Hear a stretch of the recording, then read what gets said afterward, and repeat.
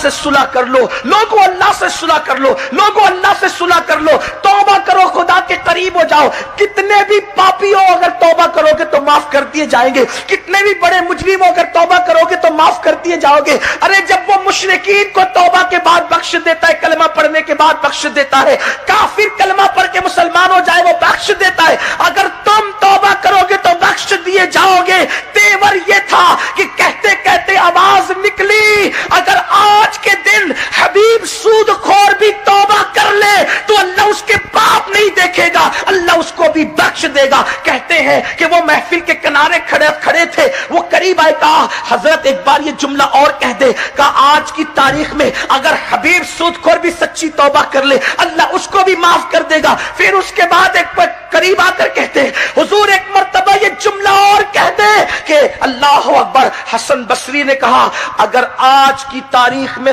حبیب سود خور بھی سچی توبہ کر لے تو میرا اللہ اس کو بھی معاف کر دے گا۔ بس اتنا کہنا تھا، حبیب نے حسن بصری کے قدم پکڑ لیے اور کہتے ہیں اگر حبیب کی توبہ قبول ہے تو آپ گواہ رہے کہ حبیب اپنے سارے گناہوں سے توبہ کر چکا ہے۔ اور پھر امام حسن بصری نے کہا حبیب کون؟ کہا میں ہی تو حبیب ہوں۔ کہا جس کا یاد ہے پیسے لوٹا دوں گا، جس کا یاد نہیں سارا مال آج سے اللہ کی راہ میں وقف کر دیا ہے۔ امام حسن بصری نے مرید کیا، گھر کی طرف چلے، آج دل کو بہت سکون تھا، اس لیے کہ دلوں کا سکون پیسوں کے بل پہ نہیں خریدا جا سکتا، بلکہ خدا کی رضا کی وجہ سے دلوں کو سکون ملتا ہے، اللہ کے ذکر کی وجہ سے دلوں کو سکون ملتا ہے۔ حبیب گھر کی طرف جا رہے تھے اب توبہ کر کے، ابھی بھی بچے کھیل رہے تھے، بچے کہتے ہٹو ہٹو، حبیب اللہ کا حبیب بن کر کے آ رہا ہے۔ آنکھوں میں آنسو جھلملانے لگے۔ لوگ کہتے سوشل میڈیا سے عزت ملتی ہے، اخباروں میں تصویر چھپانے سے عزت ملتی ہے، اس وقت کون سا سوشل میڈیا تھا؟ یہ توبہ حبیب کی خبر کس نے اخبار میں چھاپ دی تھی؟ پتا چلا بازاری عزتیں میڈیا سے مل سکتی ہے لیکن نیکیوں کی وجہ سے قلبوں کی عزت اللہ عطا فرماتا ہے۔ ننھے سے بچوں نے کہا ہٹو ہٹو ہٹو، حبیب اللہ کا حبیب بن کر آ رہے، آنکھوں میں آنسو۔ مولا اتنا باغی تھا، توبہ کیا کر لی کہ بچے کے دل میں محبت تو نے پیدا کر دی۔ اور پھر وہ حبیب جب سچی توبہ کر چکے تو مرتبہ یہ پایا کہ اسی حبیب کو دنیا حبیب اجمی کے نام سے جانتی ہے۔ اور امام حسن بصری جیسی ذات کہتی ہے کہ قیامت میں اللہ اگر مجھ سے پوچھے گا کہ تو دنیا سے میرے لیے کیا لایا ہے تو میں حبیب اجمی کو پیش کروں۔ توبہ حسن بصری کے ہاتھ پہ کی، لیکن حبیب اجمی کا مقام کیا ہو گیا سنیے، اور حیران رہ جائیے کہ قدرت جب نوازتی تو کس شان سے نوازتی ہے۔ ایک مرتبہ امام حسن بصری حبیب اجمی سے ملنے کے لیے آئے، دھیان دینا، ملنے کے لیے آئے، مغرب کی نماز ہو رہی تھی، حبیب اجمی نماز پڑھا رہے تھے۔ حسن بصری نے سوچا پہلے کے معاملات تو بڑے الگ تھے، توبہ کر لی اگرچہ، اور پھر قرآن حبیب اس شان سے نہیں پڑھتے جیسے عربیوں کا لہجہ ہے، قرآن حبیب اس شان سے نہیں پڑھتے جیسے عربیوں کا لہجہ ہے۔ اللہ اکبر! تو حسن بصری، امام حسن بصری نے اپنی الگ نماز پڑھی، اور جب اپنی الگ نماز پڑھی اس رات سوئے تو خواب میں کیا دیکھتے ہیں کہ اللہ کا دیدار نصیب ہوا۔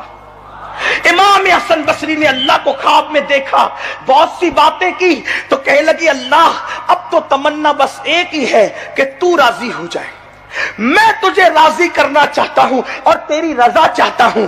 اللہ کی طرف سے جواب آیا حسن ہم نے تو تمہیں موقع دیا تھا راضی ہو جانے کا، ہم نے تو راضی ہو جانے کا موقع دیا تھا، تم نے اس سے فائدہ نہیں اٹھایا۔ حسن بصری تڑپ کر کہتے ہیں کب موقع دیا تھا؟ کہ آج ہی تو مغرب میں موقع دیا تھا، اگر تو حبیب کے پیچھے مغرب پڑھ لیتا تو میں تجھ سے راضی ہو جاتا اور تیری ساری زندگی کی عبادت کو شرف قبولیت عطا کر دیا جاتا۔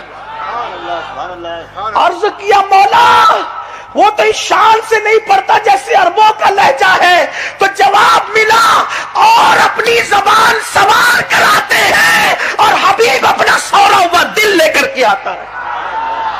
دیکھا آپ نے سچی توبہ کے بعد یہ شان ہوئی. توبہ کرانے والے حسن بصری سے کہا جا رہا ہے کہ ان کے پیچھے نماز پڑھتے تو ہم تجھے رضا کا مزدہ عطا کرتے. اس کا یہ مطلب نہیں کہ اللہ ان سے ناراض تھا، اس لیے کہ رضا کے بھی کئی درجے ہیں جس کا تذکرہ یہاں نہیں ہو سکتا، یہ ٹائم بھی نہیں ہے.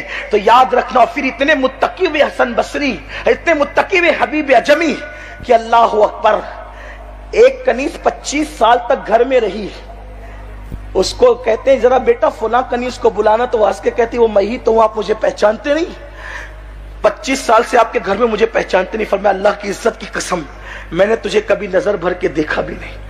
یہ تقوی کا حال ہوا. تو سچی توبہ انسان کو اس منزل پر پہنچاتی ہے.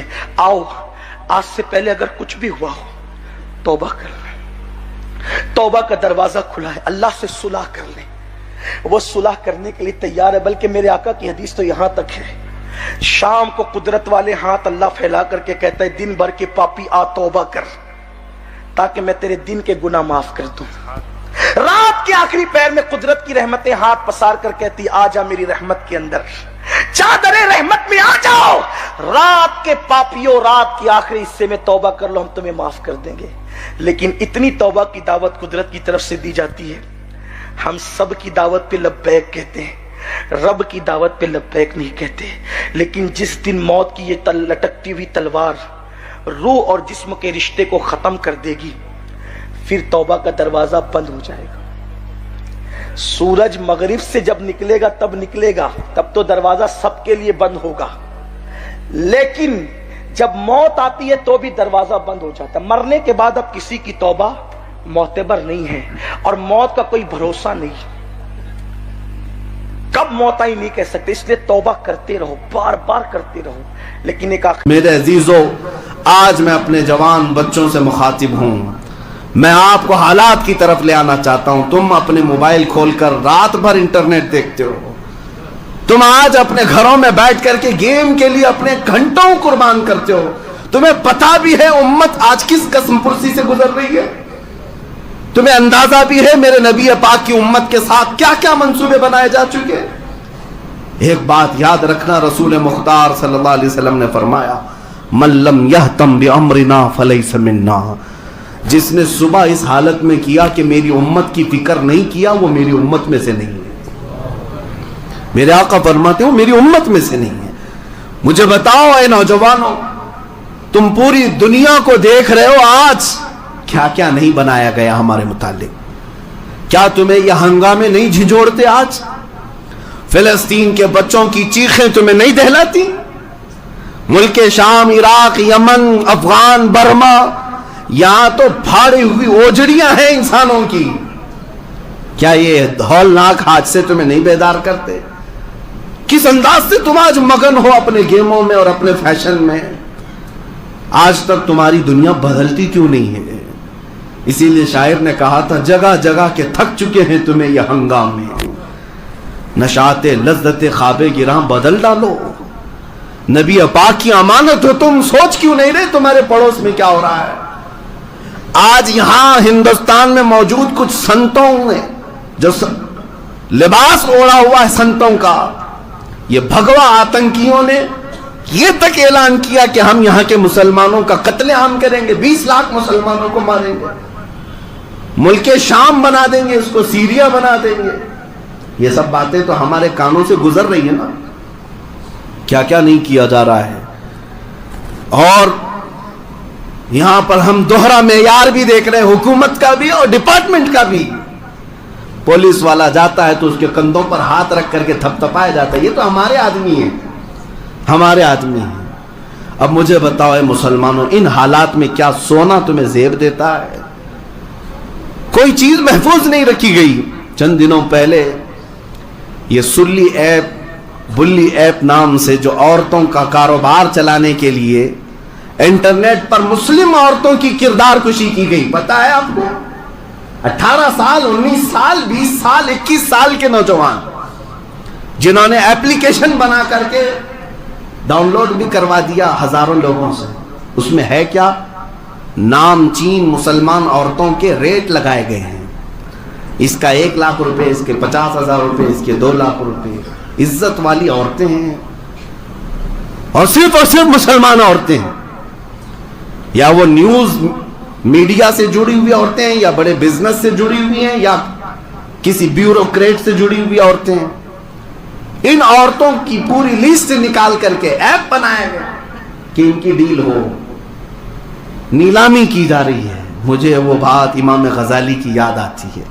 میں آج سے 8 سال پہلے ہبلی میں یہ بات اپنے مطالعے کی روشنی میں کہا تھا. امام نے کہا تھا، اے لوگو، اگر نبی پاک کی گستاخی تمہارے سامنے ہونے لگے اور تم خاموش رہ گئے ہیں تو اس دن کا انتظار کرنا جب تمہاری ماں اور بہنوں کی سر عام نیلامی کی جائے گی اور تم کچھ نہیں کر سکو گے. تمہاری ماں اور بہنوں کو سڑکوں پر بیچا جائے گا، تم کچھ نہیں کر سکو گے. وہ حالات تو دیکھ رہے ہیں نا آج آگے. انٹرنیٹ کی دنیا پر ہماری ماں اور بہنوں کو نہیں بیچا جا رہا ہے، ان کی بولیاں لگائی جا رہی ہیں. سائبر کرائم نام سے پولیس ڈپارٹمنٹ میں ایک پورا عہدہ موجود ہے. یہ چاہے تو 5 منٹ کے اندر ان ایپلیکیشنز کو ختم کر سکتے ہیں، اریسٹ کر سکتے ہیں. کسی کی تو پشت پناہی ہوگی، کسی کی تو. اور دھرم کے نام پر مسلمانوں کے قتل عام کی بات کی جائے، ان کی گرفتاری نہیں ہوتی. قرآن عظیم کی سر عام توہین کی جائے، انہیں کھلے چھوڑ دیا جاتا ہے. یہ سارے حالات تمہارے جگانے کے لیے ہیں. اے میرے عزیز بچوں، اٹھو، بیدار ہو جاؤ. تم آج بیدار ہو جاؤ. نبی پاک صلی اللہ تعالی علیہ وسلم تک تمہارے اعمال پہنچائے جا رہے ہیں. فرشتے بتاتے ہیں ہر ہفتے جا کر نبی پاک کی امت کے حالات. جس دن ہمارے حالات بتا رہے ہوں گے فرشتے حضور کو جا کر کہ یا رسول اللہ، آپ کی امت کی بچیوں عورتوں کا ریپ کیا جاتا ہے، آپ کی امت کا جوان رات بھر کھیل کود میں مصروف رہتا ہے، دن لہو میں کھونا تجھے، شب صبح تک سونا تجھے، شرم نبی خوف خدا یہ بھی نہیں وہ بھی نہیں. میرے عزیز بچوں، آج میں جو کچھ بولتا ہوں یہ کوئی میری روایتی تقریریں نہیں ہیں. میں کوئی پیشاور مقرر بھی نہیں ہوں. پتہ نہیں میری زبان کب تک آزاد ہے اور کب ختم ہو جائے ہمیشہ کے لیے. مجھے بھی اس بات کا اندازہ نہیں کہ ساری فاشسٹ تنظیمیں اور طاقتیں میری گردن دبوچنے کے لیے انتظار میں بیٹھی ہیں کہ یہ بہت اپنی قوم کو اٹھاتا ہے، بیدار کرتا ہے یا بولتا ہے. لیکن میں صرف اور صرف اتنا چاہتا ہوں، جس دن میں قبر میں جا کر سوؤں تو کم سے کم مجھے اتنا پچھتاوا تو نہ ہو کہ اللہ نے زبان دی تھی، طاقت دی تھی، چاہتا تو امت کو یہ امانت دے سکتا، نہیں دے کر کے آیا. اس بات کا پچھتاوا نہ ہو. اس لیے میرے عزیزوں تمہارے سامنے کھل کر کے بول لیتا ہوں. اور آخر میں صرف اتنا ہی میسج دوں گا، آج لے ان کی پناہ، آج مدد مانگو سے، اس رسول پاک کی طرف لوٹ آؤ. اسی میں کامیابی ہے.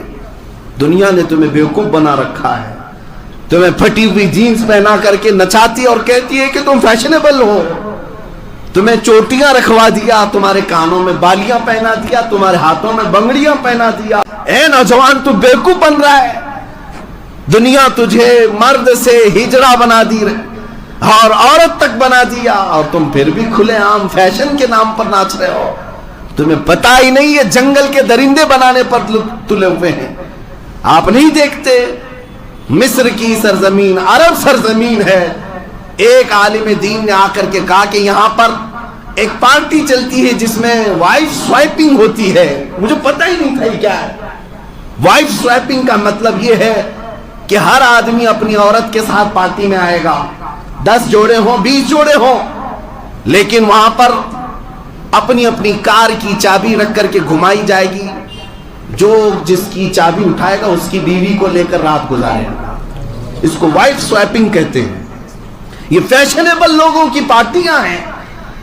دنیا جنگل راج پیدا کرنا چاہتی ہے.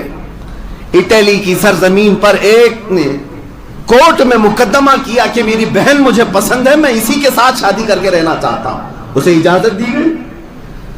ہالینڈ میں، نیدرلینڈ میں اور خود انڈیا میں مرد اس کے ساتھ رہنے پر قانونی حق مانگ رہا ہے کہ مجھے عورت اچھی نہیں لگتی اور میں مرد کے ساتھ ہی پوری زندگی گزاروں گا. ہومو سیکسولیٹی، گےازم کو یہاں پر پروموٹ کیا جاتا ہے. دنیا کیا بنانا چاہ رہی ہے انسانوں کو؟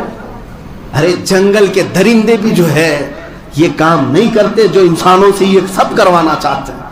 ہماری بہنوں کو پورا لباس اتار کر کے نچایا گیا، اور اگر اس پر ہم بولیں تو ان کو لگتا ہے فنڈامنٹل ہے، پرانے خیالات کا آدمی ہے، عورتوں کے لباس سے چڑھتا ہے. اے میری نوجوان بچی، تیری لباس سے میں کیوں چڑھوں؟ تجھے پتا بھی نہیں کہ تجھے جنگلی بنانے پر یہ دنیا تلی ہوئی. تیرے پورے لباس کو اتار دیا انہوں نے، حیوانوں نے، اور تم اس کو فیشن کا نام دے رہے ہو. اسی لیے اے مسلمانوں، تمہاری کامیابی ان دنیا داروں کے پیچھے چل کر ہرگز نہیں، ہرگز نہیں. مولا نے قرآن میں سب فرما دیا، لقد کان لکم فی رسول اللہ اسوۃ حسنہ، بے شک تمہارے لیے اللہ کے رسول کی زندگی میں بہترین نمونہ ہے. اسوہ تمہارے لیے رسول پاک صلی اللہ تعالی علیہ وسلم کی زندگی بہترین آئیڈیل ہے، نمونہ ہے. اسی لیے میں عورتوں سے بھی گزارش کروں گا، دیکھنا ہو تو سیریل اور فلموں کی نچنیوں کو نہ دیکھنا، اگر دیکھنا ہو تو سید الانبیاء کی دختر پاک کو دیکھنا. سیدہ کائنات فاطمۃ الزہرا سلام اللہ علیہا کی زندگی کو دیکھو، جن کے متعلق حدیث میں بھی ہے آج تو آج ان کی عزت ہے، کل قیامت کے دن بھی جب وہ گزر رہی ہوں گی 70,000 مومنہ عورتوں کے جھرمٹ میں، اس وقت بھی محشر میں ایک فرشتہ اعلان کر رہا ہوگا، یا اہل محشر غضوا ابصارکم فإن فاطمہ بنت محمد تمر الی الجنہ. اے محشر میں موجود لوگوں، اپنی آنکھیں نیچی کر لو، اس لیے کہ محمد رسول اللہ کی بیٹی فاطمہ جنت کی طرف جا رہی ہے. وہ شان قیامت کے دن ان کی ہے. عورتوں کو چاہیے کہ یہاں پر ناچنا، اپنے جسم کو دکھانا جس کو تم فیشن سمجھ رہے ہو، سوائے جہنم کی آگ کے کچھ نہیں ملنا، کچھ نہیں ملے گا. میں ان مردوں سے بھی کہوں گا جو اپنی عورتوں کو کھلے عام گھماتے ہیں. بہت سارے داڑھی ٹوپی والوں کو میں نے دیکھا ہے، نمازی ہیں لیکن ان کی عورتیں پارٹیوں میں ناچ رہی ہیں کھلے عام، اور اس مرد کی اس پر نہیں چلتی. میرے آقا نے فرمایا ایسا آدمی دیوس ہے اور جہنمی ہے، جہنمی ہے. میرے عزیزو، ان ماحولوں سے نکل آؤ، اس معاشرے سے نکل آؤ، اس معاشرے میں آ جاؤ جہاں سے گزرو تو مدینے کی خوشبو آنے لگ جائے، میرے نبی پاک کی آوازیں آنے لگ جائے. بس اتنا ماحول بنا لو. میری اتنی گزارش ہے، پوری دنیا اگرچہ ٹارگٹ پر تم کو رکھے، یہ میرا چیلنج ہے، میرا چیلنج ہے. امریکہ ہو، رشیا ہو، چائنا ہو، انہوں نے پیٹروٹ میزائل کیوں نہ بنایا ہو، بموں کی دنیا میں انہوں نے پوری چاند تک پہنچنے کی بھی کوشش کی ہو، ساری طاقتیں جمع کر لیں، پھر بھی میں یقین کے ساتھ کہتا ہوں اے مسلمانوں، تمہارا بال بھی بیکا نہیں ہوگا. شرط صرف اتنی ہے، اپنی گردن کو حضور کے قدموں میں نچھاور کرو. شرط صرف اتنی ہے، ان کنتم مؤمنین، ایمان لے آؤ. اور اللہ کی مدد ہے ہمارے ساتھ، اس کا وعدہ ہے ہم مدد کریں گے تو ایمان والوں کی مدد کریں گے. تمہیں پتا ہے مکہ کی پوری طاقتیں میرے نبی کو ڈھونڈنے کے لیے نکلی تھی. غار ثور میں میرے آقا موجود تھے، لیکن اللہ نے جب حفاظت کرنی تھی تو مکڑی کے جالے سے حفاظت فرمایا. وہ جب رب کائنات حفاظت کرے تو مکڑی کے جال سے بھی حفاظت فرماتا ہے. اس لیے آج بھی ہمارے لیے صرف ایک ہی بات ہے، تم ہو جاؤ پورے کے پورے مسلمان، پورے کے پورے میرے مصطفیٰ کے غلام، پھر اللہ کی مدد آ کر رہے گی. انہیں جانا، انہیں مانا، نہ رکھا غیر سے کام، للہ الحمد میں دنیا سے مسلمان گیا. میری تقریر کا خلاصہ، میرے بیان کا لب لباب، حاصل کلام صرف اتنا ہے. اس بات پر میں گفتگو کو ختم کرتا ہوں، قوت عشق سے ہر پست کو بالا کر دے، دہر میں نام محمد سے اجالا کر دے. کی محمد سے وفا تو نے تو ہم تیرے ہیں، یہ جہاں چیز ہے کیا لوح و قلم تیرے ہیں. وآخر دعوانا الحمدللہ رب العالمین.